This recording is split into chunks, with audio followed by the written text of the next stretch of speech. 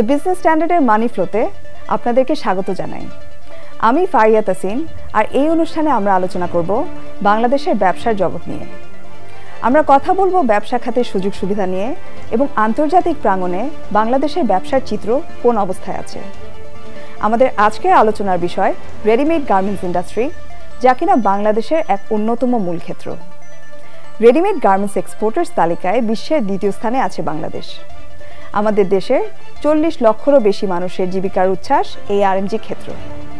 কিন্তু এত প্রাপ্তির পরেও কিছু প্রশ্ন রয়ে যায়। আমাদের প্রোডাক্ট এবং মার্কেট ডাইভার্সিফিকেশন এত সীমিত কেন? ফোর্থ ইন্ডাস্ট্রিয়াল রেভলিউশনের জন্য বাংলাদেশের আরএমজি ক্ষেত্র কি তৈরি আছে?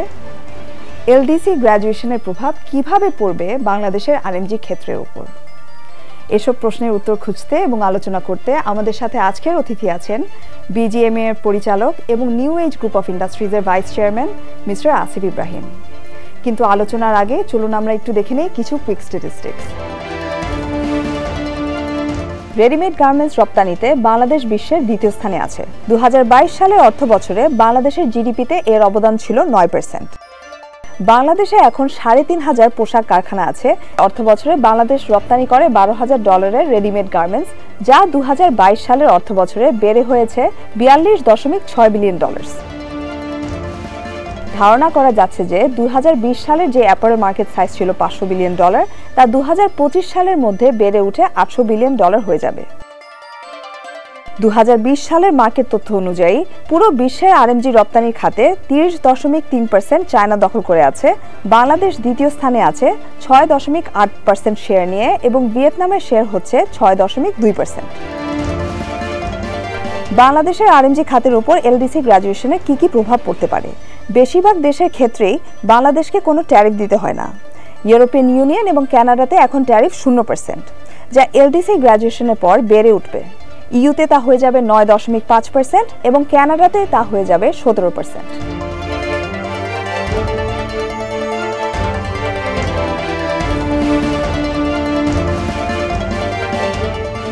Thank you so much Asif ভাই আমাদের অনুষ্ঠানে আসার জন্য।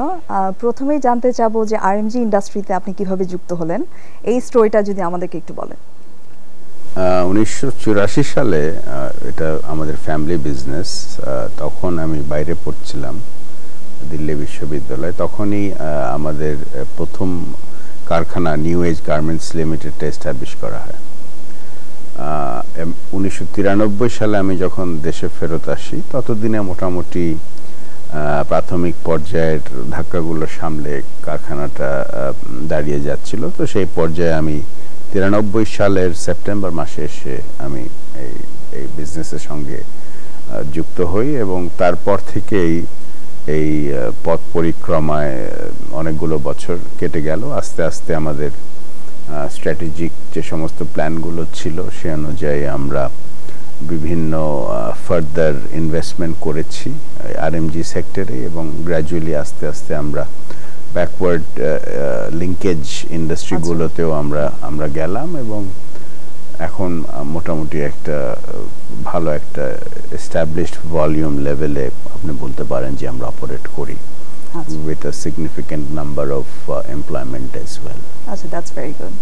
আচ্ছা আসিফ ভাই, আমরা এখন একটু আলাপ করতে চাচ্ছি মার্কেট ডাইভার্সিফিকেশন নিয়ে। আমরা জানি যে 84% অফ টোটাল আরএমজি এক্সপোর্টস যাচ্ছে হচ্ছে ট্রেডিশনাল মার্কেটসগুলোতে, for example EU, UK, USA and কানাডাতে। On the other hand non traditional মার্কেটসটা কিন্তু ভাস্টলি আনট্যাপড রয়ে যাচ্ছে। আমাদের কাছে একটা ডেটা আছে যে 2020 সালে গালফ কান্ট্রিজগুলোতে $10 বিলিয়ন ইম্পোর্ট করেছিল, যেখানে বাংলাদেশের contribution was only $368 million, which is basically 3.7%. So আর এটাও আমরা জানি যে গভর্নমেন্ট একটি 4% ক্যাশ ইনসেন্টিভ দিচ্ছে to export to non traditional markets. So in spite of everything, non traditional মার্কেটসে এক্সপোর্ট এত কম কেন? নন ট্র্যাডিশনাল মার্কেটে এক্সপোর্ট ইনসেন্টিভটা দেওয়ার কারণে হ্যাঁ, জিসিসি এবং গালফ মার্কেটে হয়তো আমাদের অতটা পেনেট্রেশন হয়নি, বাট অন্যান্য মার্কেটে আমি বলবো যে we have benefited. For example অস্ট্রেলিয়াতে এবং নিউজিল্যান্ডে, এছাড়া এখন যদিও ওয়ারটা চলে এসছে রাশিয়া এবং ইউক্রেনের মধ্যে, রাশিয়াতেও বেশ ভালোই এক্সপোর্ট যাচ্ছিল। আমরা অনেক চেষ্টা করছিলাম যে জাপানে আমাদের এক্সপোর্টটা বাড়ানোর জন্য, that is a big market. Many of this markets, those who are non traditional, এই মার্কেটগুলো কিন্তু মোটামুটি প্রচুর ওরা সোর্সিং করে থাকে চায়না থেকে, কারণ আমরা সবাই জানি যে China is the largest exporter of readymade garments of the world. সুতরাং আমাদেরকে আসলে ফোকাসটা করা উচিত। আপনি যে তথ্যটা দিলেন, which is very relevant, being a Muslim country, there is a lot of demand in the Middle East for Arabic dresses like thobe and those. So ওই ট্রেডিশনাল আমাদের ওই ওয়েস্টার্ন ক্লোদিং মাইন্ডসেট থেকে কিছুটা বেরিয়ে যদি আমরা ওইসব ক্লোদিং এর দিকে মনোনিবেশ করতে পারি এবং এই সুযোগটার অ্যাডভান্টেজ নিতে পারি, তাহলে আমাদের জন্য এটা ভালো হবে। আমরা তো কয়েকদিন আগেই মাননীয় প্রধানমন্ত্রীর নেতৃত্বে আমরা ঘুরে আসলাম to attract investment and also to promote bilateral trade between UAE and Bangladesh. So I think we should avail all the opportunities that are there, যাতে করে আমাদের এক্সপোর্ট ডেস্টিনেশনটা আমরা আরেকটু ডাইভার্সিফাইড করতে পারি। আচ্ছা, দ্যাটস ভেরি গুড। আসিফ ভাই, এখন একটু প্রোডাক্ট ডাইভার্সিফিকেশন নিয়ে কথা বলতে যাচ্ছি। যে আমরা জানি যে বাংলাদেশের প্রোডাক্ট ডাইভার্সিফিকেশন অনেক সীমিত, and on top of that আমরা কিন্তু বাংলাদেশে বেসিক প্রোডাক্টস বা লো ভ্যালিউড প্রোডাক্টস আমরা উৎপাদন করছি। যে আমাদের কাছে একটা ডেটা আছে যে 2021 সালে বাংলাদেশ ক্রেতাদের কাছ থেকে প্রতি কেজি টি শার্টের জন্য পেয়েছে $11, যেখানে ভিয়েতনাম পেয়েছে $21। সো বাংলাদেশ কেন হাই ভ্যালুড প্রোডাক্ট উৎপাদন করতে পারছে না ওই ক্যাপাসিটিতে? প্রতি কেজি প্রতি কেজি টি শার্টে, প্রতি কেজি টি শার্ট প্রাইসের ব্যাপারে আমার একটু কনফিউশন আছে, বাট যাই হোক, the point you are trying to raise is that our price structure, আমাদের যে প্রাইস স্ট্রাকচার সেটা প্রতিযোগী দেশগুলোর তুলনায় অনেকাংশে কম। জি, হ্যাঁ, এটা আমি অ্যাকসেপ্ট করলাম, ইট ইজ দেয়ার। এটা we have identified as a major problem in BGMEA and across the sector and also BKMEA, যে আমাদের কে আস্তে আস্তে কিন্তু এখন আমাদেরকে না বলা শিখতে হবে। বায়ারদের সঙ্গে আমাদের যে নেগোসিয়েশন, সেই জায়গাতে আমাদের আরো ফার্ম হতে হবে। এবং আমরা অনেক ক্ষেত্রে যে সমস্ত এক্সপ্যানশনগুলো করি কিংবা বিনিয়োগগুলো করি, সেগুলো আমাদের আরেকটু অ্যানালিসিস করার প্রয়োজন আছে যে এই বিনিয়োগগুলো করে যে আর অ্যাডিশনাল আমরা ক্যাপাসিটি বাড়াবো, এখানে প্রপার মার্কেটিং আমরা করছি কিনা two fulfil those additional production capacities.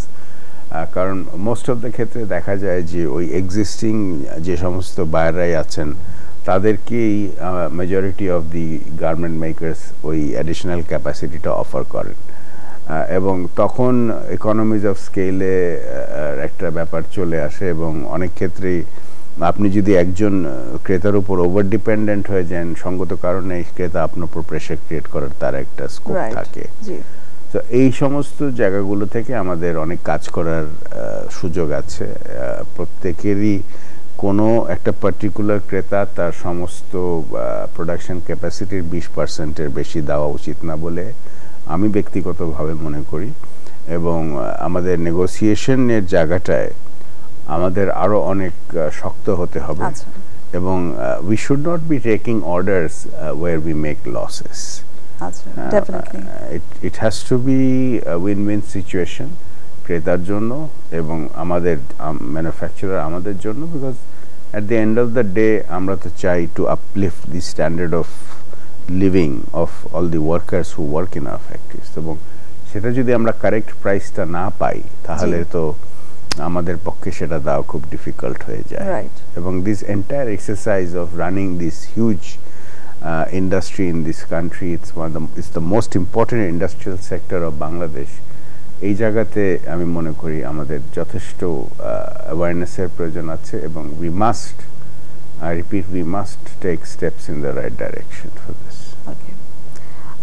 আমরা জানি যে এলডিসি গ্র্যাজুয়েশনের কারণে কিছু এমার্জিং চ্যালেঞ্জেস সামনে আসছে।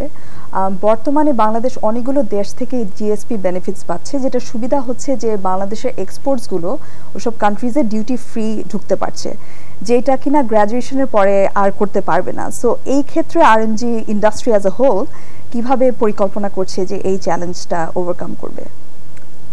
LDC graduation is indeed a big challenge. We are absolutely right. আমাদের মেইনলি ইউরোপিয়ান ইউনিয়নে যে এক্সপোর্ট গ্রোথটা হয়েছে সেটা হয়েছে because as an LDC we used to enjoy what we call a preferential trade arrangement under everything but arms EBA, which is called the GSP. ওটার সূত্র ধরেই ইম্পোর্ট ট্যারিফ যেটা ইউরোপিয়ান ইউনিয়নের ক্রেতা দিতে হতো সেটা মওকুফ হয়ে যেত, কিন্তু এলডিসি গ্র্যাজুয়েশন হওয়ার পরে আমাদের এই প্রেফারেন্সিয়াল যে ট্যারিফগুলো আছে বিভিন্ন মার্কেটে এটা ইরোড হবে, এবং ইরোড হলে তখন আমাদের সঙ্গে আমাদের অন্যান্য কম্পিটিটর যারা আছেন তাদের সঙ্গে হয়তো we would be operating perhaps at a par level of pricing, কিংবা it could be even more. সেই কারণে আমাদেরকে we must also tighten our belt in the sense যে আমাদের কারখানাগুলোকে আরো অনেক এফিশিয়েন্টলি রান করতে হবে, আমাদের সাপ্লাই চেইন ম্যানেজমেন্টকে আরো এফিশিয়েন্ট করতে হবে, আমাদের production management bringing in innovative new methods of increasing efficiency এসব জায়গায় মনোনিবেশ করতে হবে। কিছু কিছু ক্ষেত্রে 4IR যেহেতু সামনে আসছে সেখানেও আমাদের we have to adapt some basic technology in the production floor যাতে করে আমাদের এফিশিয়েন্সি আমাদের বাড়ে। কারণ একটা জিনিস অবশ্য অ্যাকসেপ্ট করতেই হয় যে আমাদের যে efficiency level standard minute value ধরে যে ইন্টারন্যাশনাল বেঞ্চমার্ক আছে সেখানে কিন্তু আমরা এখনো চীন কিংবা ভিয়েতনাম তাদের থেকে অনেক পিছিয়ে আছি, সুতরাং ওই জায়গাতেও আমাদের কাজ করার যথেষ্ট স্কোপ আছে। আচ্ছা, আপনি যেহেতু ফোর্থ ইন্ডাস্ট্রিয়াল রেভলিউশন নিয়ে কথা বললেন, তো এখানে আমি একটু বলতে চাই যে অনেক কথা হচ্ছে যে অটোমেশন এবং মেশিনারি আমাদের শ্রমিকদেরকে ডিসপ্লেস করে দিতে পারে। So to what extent do you think this is true for Bangladesh?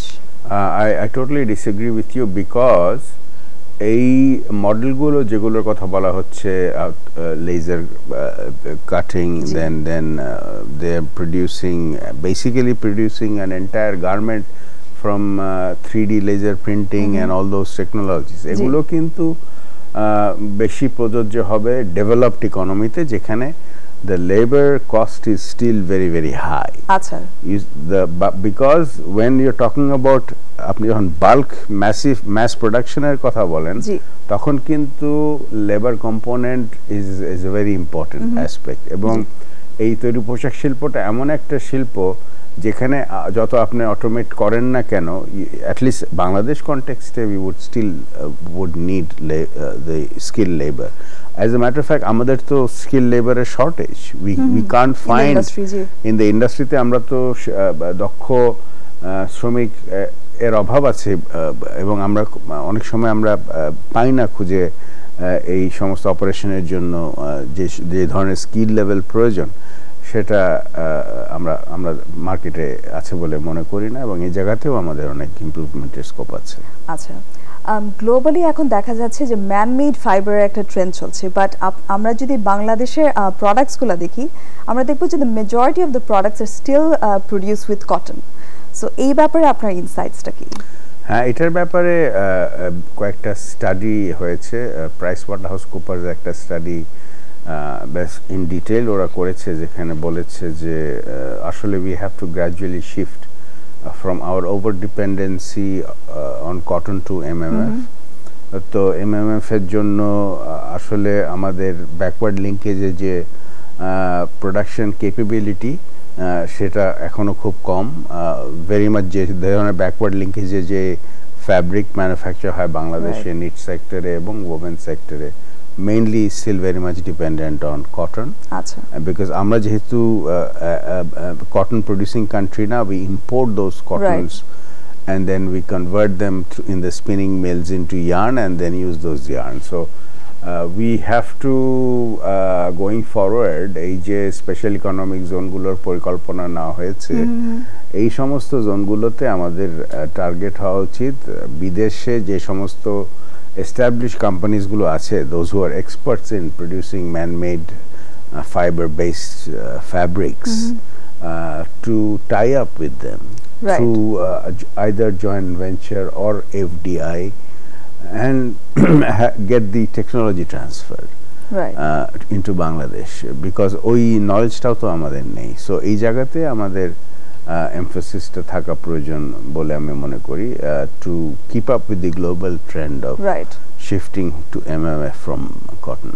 আচ্ছা আর আসিফ ভাই আমাদের ফাইনাল কোশ্চেন হচ্ছে যে আরএমজি সেক্টরের কম্পিটিটিভনেস যদি বাড়াতে হয় তাহলে পলিসি মেকারসদের জন্য আপনার একটা মেসেজ বিশেষ মেসেজ কি হতে পারে একটা বিশেষ মেসেজ যেটা হতে পারে সবসময়ই আমরা দেখি যে এখনো বলা হয়ে থাকে যে ও কই আরএমজি সেক্টরকে তো সবকিছুই দিয়ে দেওয়া হলো in terms of policy support অন্যান্য সেক্টরকে কিছু দেওয়া হয় না but that is not true এখনো কিন্তু বাংলাদেশের অর্থনীতিতে আমরা 84% আমাদের কন্ট্রিবিউশন যতক্ষণ না পর্যন্ত আমরা অল্টারনেটিভ দাঁড়া করাতে পারবো আমাদের এই আরএনজি সেক্টরে সমস্ত ধরনের পলিসি সাপোর্ট আমাদের সরকারের কাছ থেকে প্রয়োজন হবে যাতে করে আমরা এই যে গ্রোথটা যেটা আমাদের হচ্ছে এটাকে আমরা সাস্টেইন করতে পারি এবং আমরা ইন্ডাস্ট্রিটাকে প্রফিটেবল করতে পারি because this is our bread and butter ek shomoy kintu Sri Lanka te this was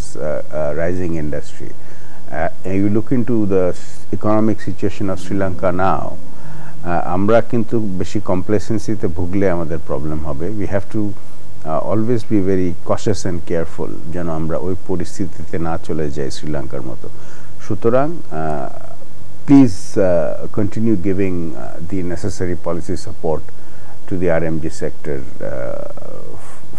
for some time এটা আমাদের দরকার হবে আচ্ছা thank you so much Asif ভাই for your wonderful insights it has been a pleasure talking to you আপনাকে অসংখ্য ধন্যবাদ আপনাকে অসংখ্য ধন্যবাদ এই ছিল দ্য বিজনেস স্ট্যান্ডার্ডের মানি ফ্লোতে আজকের আয়োজন আমাদের ফেসবুক পেজে লাইক দিন এবং ইউটিউব চ্যানেলে সাবস্ক্রাইব করুন আমাদের সঙ্গেই থাকুন